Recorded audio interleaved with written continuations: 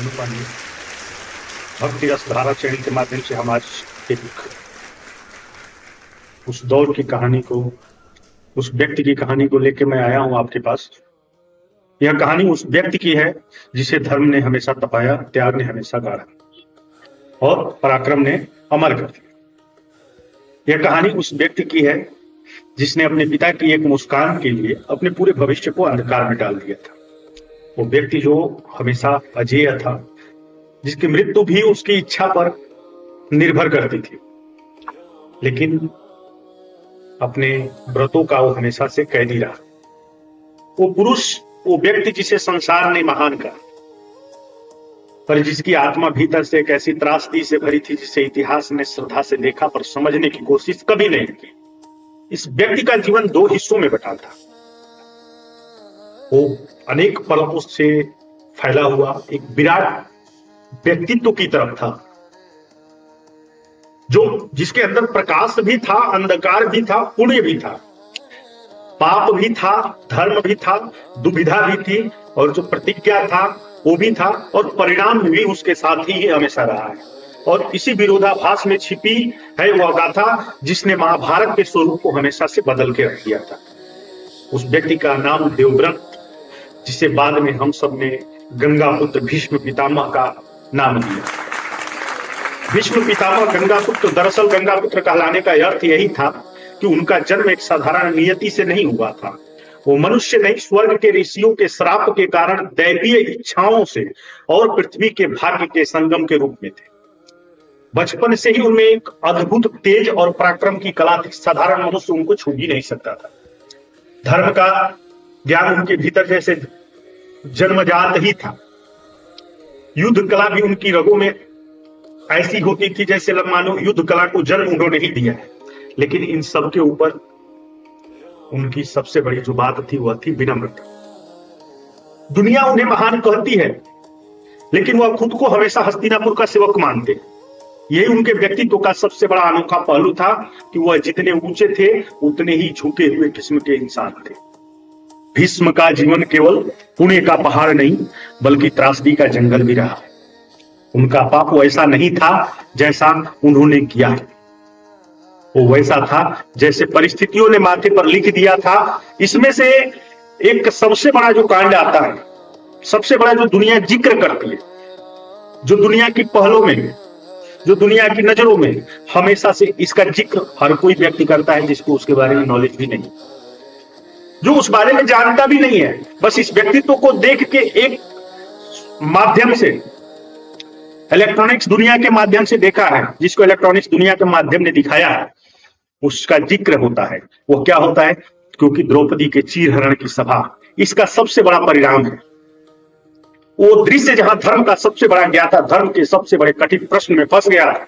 सभा में बैठे भीष्म थे, जानते थे कि द्रौपदी के साथ जो कुछ भी हो रहा है वो अन्याय है, लेकिन यह विरोधाभास आया। यही दुविधा जो उनके जीवन के सबसे बड़ी त्रासदी थी। लोग हमेशा से यही कहते हैं कि, पर यह सवाल, यह प्रश्न उठा कि क्या कोई जानता है कि भीष्म उसी धर्म के कैदी थे जिन्होंने उसे जीवन भर पूजा था। धर्म ने उन्हें महान बनाया और पत्थर भी बनाया, और यही कारण है कि भीष्म पुण्य भी हैं और भीष्म पाप भी हैं। भीष्म प्रकाश भी हैं, भीष्म अंधकार भी हैं। भीष्म के जीवन में एक प्रसंग आता है, अंबा का प्रसंग। उनके जीवन की परछाई की तरह उनके पीछे पीछे हमेशा चला है। अंबा की पीड़ा के वह कारण भी थे और उसके प्रतिशोध का वह लक्ष्य भी थे। भीष्म की सबसे बड़ी शक्ति उनकी प्रतिज्ञा नहीं, उनकी निष्ठा है, जिसने हमेशा जीवन भर जी भर के निभाया है। प्रतिज्ञा उस व्यक्ति के लिए महत्व इसलिए पीछे रहा है उस प्रतिज्ञा का, क्योंकि निष्ठावान व्यक्ति हमेशा प्रतिज्ञा के पीछे नहीं भागता है, अपनी निष्ठा के पीछे भागता है। वो इंसान अपनी ताकत से नहीं बल्कि अपने त्याग से महान बना। वैसे ही भीष्म है जिन्होंने अपने जीवन भर त्याग को निभाया। वो इंसान अपनी ताकत से नहीं बल्कि अपने त्याग से महान बना। वरना कौन ऐसा होगा महाराज जो अपने पिता के लिए हर खुशी का, हर अधिकार का, हर सुख का, यहां तक कि भविष्य को भी त्याग दे? कौन है? आज के हैं पुत्र नहीं है, राजपाट त्याग दे,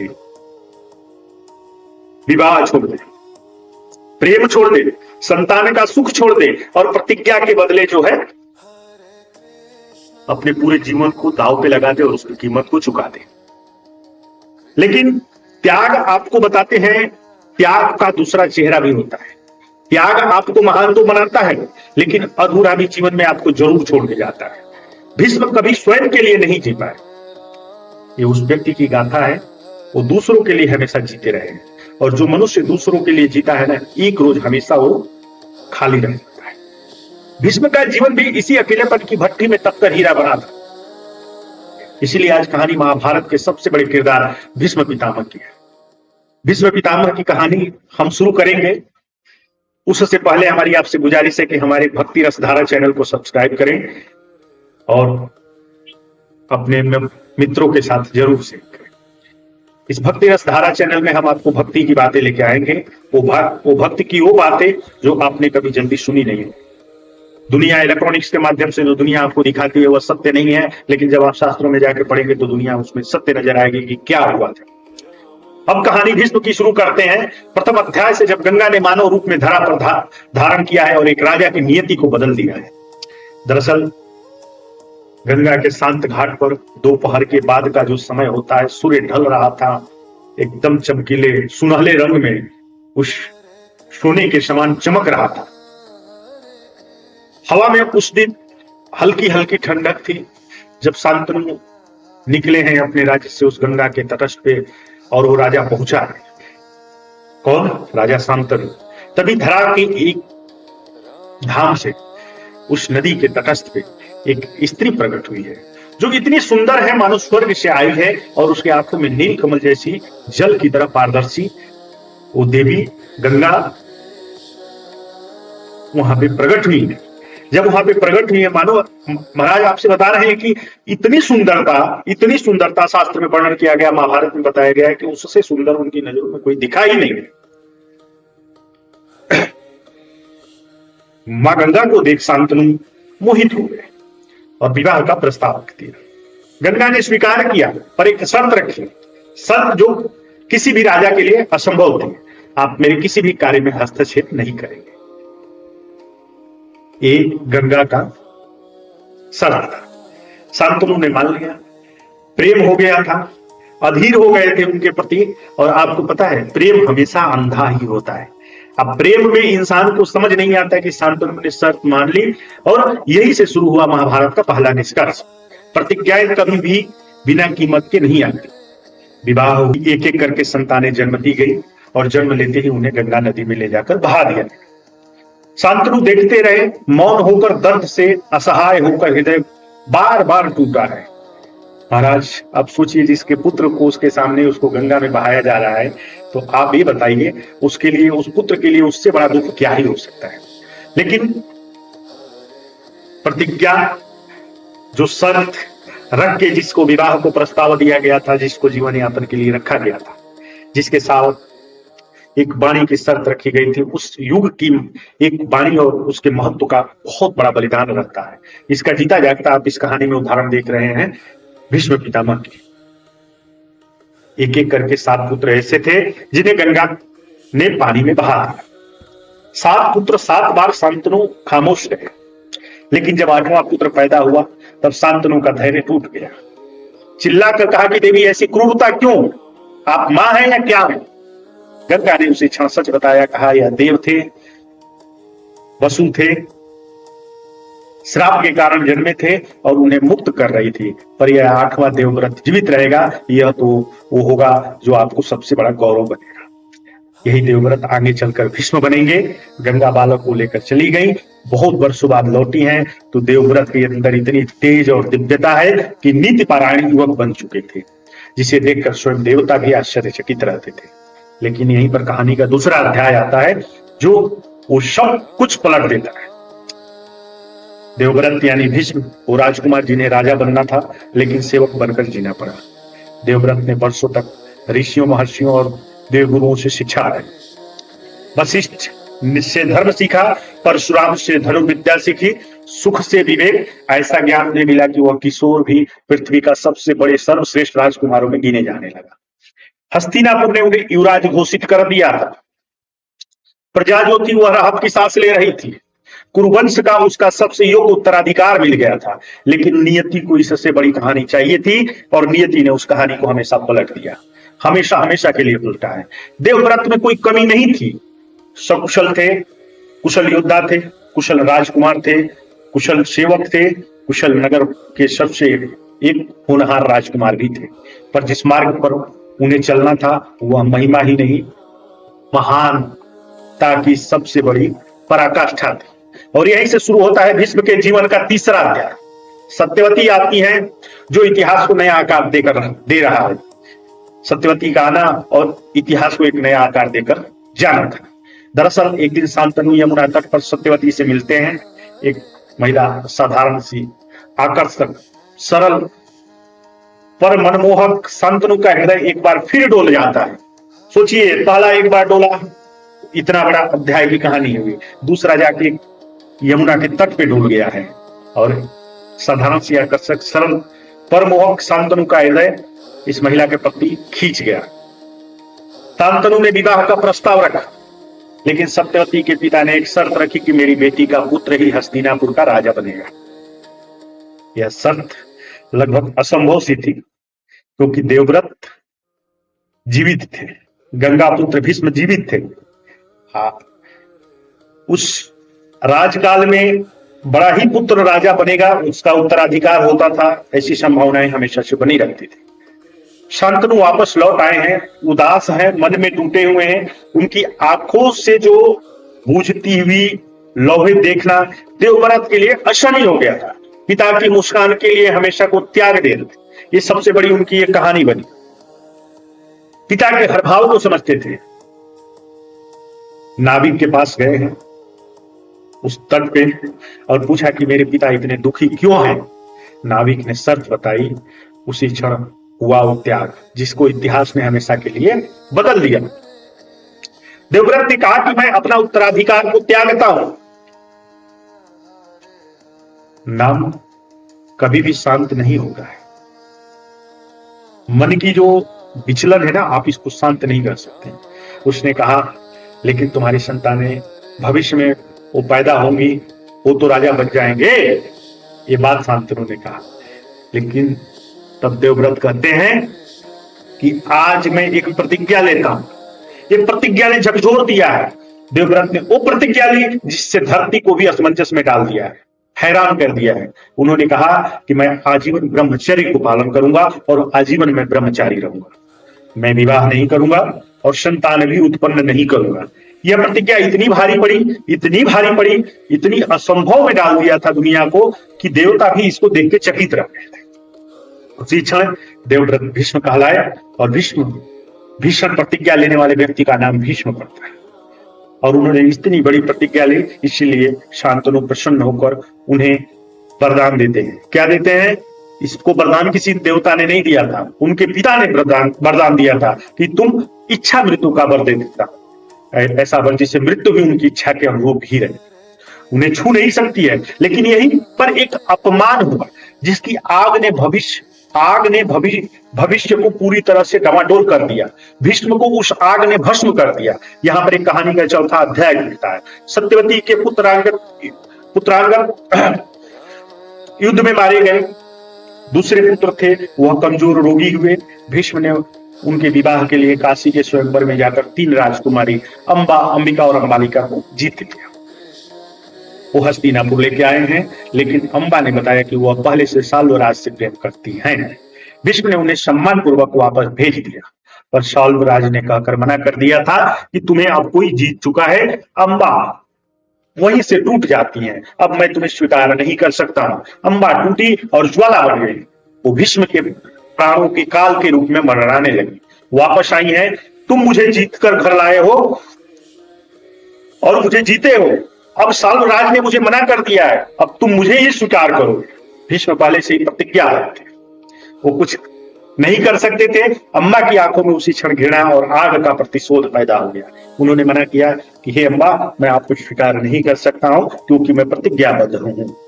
उस प्रतिज्ञाबद्ध में, क्योंकि सालुराज जो जीत चुका है वही उसी का हो सकता है। ये उस समय की एक राजनीतिक पहलू के हिसाब से वहां उस समय का एक संवैधानिक अधिकार होता था। अंबा ने तप किया। अब सिर्फ उद्देश्य वह उद्देश्य है जिसमें भीष्म का विनाश करना है। अंबा ने तप किया, शिव को प्रसन्न किया और बरपाया कि अगले जन्म में तुम भीष्म के वध का कारण बनोगे। अंबा ने बलिदान दिया और जन्म लिया शिखंडी के रूप में। यही शिखंडी आगे चलकर भीष्म के पतन का कारण बनी। अंबा का यह जीवन नष्ट हुआ, पर भीष्म भी उसके चलते भीतर से टूट गए थे। यह इतिहास का सबसे दुखद सत्य है कि कई बार गलती का बोझ उस पर आ जाता है जिसने गलती की ही नहीं है। भीष्म इसी विडंबना के चलते और इस विडंबना के सबसे बड़े प्रतीक थे। और यहां से 5वां अध्याय शुरू होता है और जन्म होता है धृतराष्ट्र और पांडु का, और धर्म को लेकर पहली दरार आती है। दरअसल विचित्र वीर की मृत्यु के बाद हस्तिनापुर उत्तराधिकार विहीन हो चुका था। सरस्वती ने व्यास को बुलाया और नियोग की परंपरा के अनुसार संतान उत्पन्न हुई। धृतराष्ट्र पैदा हुए, लेकिन धृतराष्ट्र नेत्रहीन हो गए, दिखाई नहीं पड़ता था। ये सबको कहानी है, इस कहानी को भी हम अध्याय में लेके आएंगे आगे के। पैदा हुए लेकिन धृतराष्ट्र नेत्रहीन हो गए, दिखाई नहीं पड़ता था, इसीलिए वह राजा नहीं बन सकते थे। दूसरे पुत्र थे पांडु, जो शक्तिशाली थे लेकिन एक श्राप के साथ आए थे। पांडु पीलिया रोग से पीड़ित थे। तीसरे थे विदुर, जो ज्ञान और सद्गुणों से भरपूर थे, पर दासी पुत्र होने के चलते सिंहासन के अधिकारी नहीं हो सकते थे। भीष्म स्वयं राजा नहीं बन सकते थे क्योंकि वह वचनबद्ध थे, पिता को उन्होंने वचन दिया था। ना संतान पैदा कर सकते थे, उस सिंहासन के दावेदार भी नहीं थे, लेकिन सिंहासन के रक्षक जरूर थे। हस्तिनापुर उनकी प्रतिज्ञा पर टीका था और यही प्रतिज्ञा आगे चलकर महाभारत की जड़ बन गई। जब जन्म होता है पांडवों का, कौरवों का, दुर्योधन का, युधिष्ठिर का, अर्जुन का, और कहानी में एंट्री होती है द्रोणाचार्य की। समय बीतता गया मित्रों, पांडव और कौरव बड़े होते गए, द्रोणाचार्य आए, उनकी शिष्यता में अर्जुन सबसे प्रखर और ओजस्वी बनकर निकले। दुर्योधन इस बात को देखकर बहुत घबराता रहता था। इससे बचपन से बढ़ती जा रही थी और उसी बीच में बहुत बड़े खेल का एंट्री होता है जिसका नाम शकुनी होता है। शकुनी की भी कहानी को हम लेके आएंगे। उसने अर्जुन को विष भरना शुरू कर दिया था और कहानी में आता है एक बहुत बड़ा योद्धा जिसका दुनिया जिक्र करती है। आज भी लोग उसको कोई सही निगाहों से तो कोई गलत निगाहों से कहानी में गाता है। कौन? कर्ण। अपमानित लेकिन अद्भुत दुर्योधन का मित्र बनकर पांडवों की राह में सदा खड़ा रहा। एकलव्य आया जिसने अंगूठा काटकर इतिहास को सबसे हृदय विदारक गुरु दक्षिणा दे दिया। द्रुपद का अपमान हुआ और बदले की आग में उसने द्रौपदी को जन्म दिया। एक एक घटना मानव नियति को जोड़े जाने वाली ईर्धन थे, जो आगे चलकर कुरुक्षेत्र नामक महाविस्फोट को जन्म लेते हैं। दुर्योधन ने संग की सलाह पर जुआ खेलकर जाल बिछाया और युधिष्ठिर आए धर्म के साथ, लेकिन दुर्बलता ही साथ थी। राज्य हारे, वन हारे, भाई हारे, स्वयं हारे, अंत में द्रौपदी को भी दांव पर लगा दिया। महाराज यहाँ पे कहानी का ट्विस्ट होता है, जब युधिष्ठिर पहले ही सब कुछ हार चुके थे तो द्रौपदी को हारने का अधिकार उनको नहीं था। जो पहले ही हार चुका है स्वयं को, उसको अधिकार नहीं है कि वो दूसरे को हार सकता है। यहाँ पे कहानी अभी भी आती है, इस कहानी पे भी हम चर्चा करेंगे। पर द्रौपदी की चीखें उसकी आत्मा को चीर रही थी, पर धर्मशास्त्र की जटिल गांठों ने उसके हाथ पांव को बांध दिए थे। नियम कहते थे कि दास किसी का अधिकार नहीं रखता है, और यही नियम भीष्म पितामह के गले में फंदे की तरह लिपट गए थे। उनका मन चिल्ला रहा था पर उनका ज्ञान उन्हें रोक रहा था। वह जानते थे कि वह गलत को रोक सकते हैं, पर वह अभी जानते थे कि धर्म का हर नियम वैसे नहीं तोड़ा जा सकता है जैसे भावनाएं टूटती हैं। भावनात्मक होकर हर काम को नहीं किया जा सकता है। वही गांठें हमेशा मन में बार बार ठेस पहुंचा रही थी। किसके? तो देवव्रत भीष्म पितामह की आंखों में, और भीष्म पितामह की आंखों में जो आग जल रही थी, पर वो भीतर से बंधे हुए थे। धर्म के नियमों की जटिलता में अपनी प्रतिज्ञाओं के कैद में भीष्म का मौन उस दिन इतिहास ने पाप माना है। भले ही आप उन्हें खुद नहीं किया था, भले ही उन्होंने पाप खुद नहीं किया था, लेकिन समय ने दोष उन्हें भी हमेशा से दिया है, और यह दोष आजीवन उनके रूप कलंक के रूप में बना है।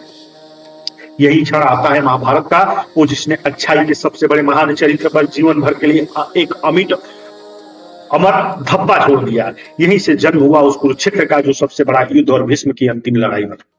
कुरुक्षेत्र का युद्ध आरंभ होता है, 18 दिनों तक रक्तपात चलता है।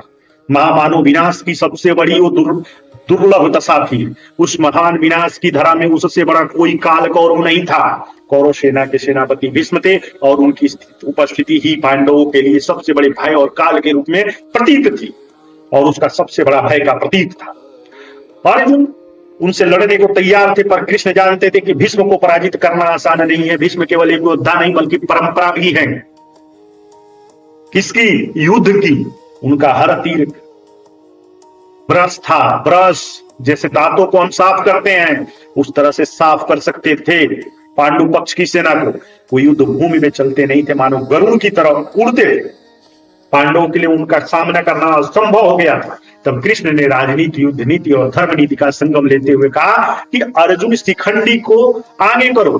भीष्म ने शिखंडी को देखा और अपना धनुष नीचे रख दिया और उसकी प्रतिज्ञा को उन्होंने वहीं पे रख दी थी। उन्होंने कहा था कि अगर मेरे सामने स्त्री या जन्म लेने वाले बालक हो तो मैं शास्त्र नहीं उठाता हूं। उनके अर्जुन ने बाणों की वर्षा कर दी और भीष्म गिरे और पराजित फिर भी नहीं हुए। अपनी प्रतिज्ञा के कारण वो प्रतिबद्ध हो गए थे। गिरने के बाद भी उनके पास क्षमता थी कि वो एक अपने सेनापति के रूप में लड़ सकते थे। वो बाणों की सैया पर लेट गए, सैकड़ों बाण उनके शरीर में भेद रहे थे। यह दृश्य था उनके जीवन का सबसे बड़ा भव्य था। इतना सबसे बड़ा कि गरुड़, इतना भव्य कि गरुड़ और करुणा से भरा, इतना अलौकिक कि दोनों सेनाओं ने शस्त्र छोड़ दिए। बाणों की सैया पर ज्ञान का सागर और धर्म का अंतिम सत्य था। भीष्म इच्छा मृत्यु के बल से युक्त थे। उन्होंने मृत्यु का सही समय चुना और स्वयं चुनने के बाद सूर्य दक्षिणायन में गया है और इस वजह से उन्होंने प्राण नहीं छोड़े। बाणों की सैया पर लेटे हुए थे। उनका धैर्य इतना तेज और पराक्रम जो था मजबूती से था कि युधिष्ठिर उनसे मिलने पहुंचे हैं और वो हताश भाव से, टूटे हुए दिल से, मन मार्मिकता के साथ भरा हुआ भीष्म ने कहा कि धर्म कठिन है लेकिन युधिष्ठिर धर्म से बहुत कुछ भी नहीं है, धर्म सबसे बड़ा है। अब लोगों के मन में सवाल आता है कि इतना पुण्य करने वाला, इतनी महान, ऐसी मृत्यु क्यों उसको प्राप्त हुई? जितने शरीर छलनी हो गया, दर्द असहनीय हो गया, पर मृत्यु पास आने से डर रहे थे। जवाब है क्योंकि यह वरदान भी कभी कभी अभिशाप था। इच्छा मृत्यु भी कभी कभी वरदान से ज्यादा बोझ बन जाती है। भीष्म ने युद्ध देखा और अपने प्रिय कुरुवंश का विनाश भी देखा, जिसको कि वो प्रतिज्ञाबद्ध थे कि मैं जीवन भर इसकी रक्षा करूंगा, लेकिन उन्होंने अपनी आंखों के सामने विनाश देखा। उन्हें इंतजार करना पड़ा सूर्य के उत्तरायण का। जब तक इतिहास का पाठ पूरा नहीं हुआ तब तक धर्म का सारे युधिष्ठिर के मन ही में नहीं बसा। तब मृत्यु उनके चरणों के पास हाथ जोड़े खड़ी रही, बाणों की सैया पर लेटे हुए। उन्होंने दुनिया को सबक सिखाया, शायद कोई और नहीं सिखा सकता है। जीवन के उन प्रश्नों के उत्तर दिए जिनके कारण यह दिल जीवन भर टूटता रहा। वो सवाल है कि क्या प्रतिज्ञा धर्म से बड़ी थी या द्रौपदी के मामले में बस हस्तक्षेप कर सकते थे? क्या अंबा के साथ वो न्याय कर सकते थे? क्या दुर्योधन पर वो रोक लगा सकते थे? क्या पांडवों को संभाल नहीं सकते थे? इन सवालों के आज भी किसी को पूर्ण रूप से उत्तर नहीं मिले, लेकिन भीष्म को इस बात का उत्तर जरूर मिल गया था। इसलिए मृत्यु इसलिए टली थी क्योंकि समय उन्हें पूर्ण नहीं करना चाहता था। इसलिए कहा जाता है कि भीष्म ने बाणों की सैया इसलिए नहीं चुनी, वह सैया उनको इसलिए मिली है कि धर्म दुविधा अपने पाप और अपने पुण्य की कीमत चुकाकर ही मृत्यु को स्वीकार कर सकता है। भीष्म एक अपराजित योद्धा थे, पर वो अंधे नहीं थे। वो धर्म के थे पर कठोर नहीं थे। वो प्रतिज्ञाबद्ध थे पर हृदय विहीन नहीं थे। वो इस संसार के सबसे अद्भुत विरोधाभास, जहां एक मनुष्य महान भी है लेकिन वादों के केंद्र में भी है। जो मनुष्य जीवन भर दूसरों के फैसलों का बोझ उठाता रहता है, वो मरते समय दुनिया को सिखा गया कि धर्म सिर्फ शास्त्र में नहीं, उठता हृदय में भी होना चाहिए। गंगा पुत्र भीष्म की यही शुरुआत है, जो चमकती भी है, सुलगती भी है। यहीं से भीष्म के अंत की कहानी निकलती है, क्योंकि जब सूर्य उत्तरायण में आया, भीष्म ने मुस्कुराते हुए आकाश की ओर देखा और अब कहा है कि समय आ गया है मेरा। अब उनके मुख पर कोई पश्चाताप नहीं था, बस शांति ही थी। हर जीवन का हर क्षण, हर निर्णय, हर त्यागों को स्वीकार किया और वो जानते थे कि उस प्रतिज्ञाओं ने उनके मौन के निर्णयों को महाभारत का स्वरूप बनाया था। पर नियति वही थी उन्होंने अपनी आंखें बंद की और हमेशा के लिए इस जीवन से मुक्त हो गए।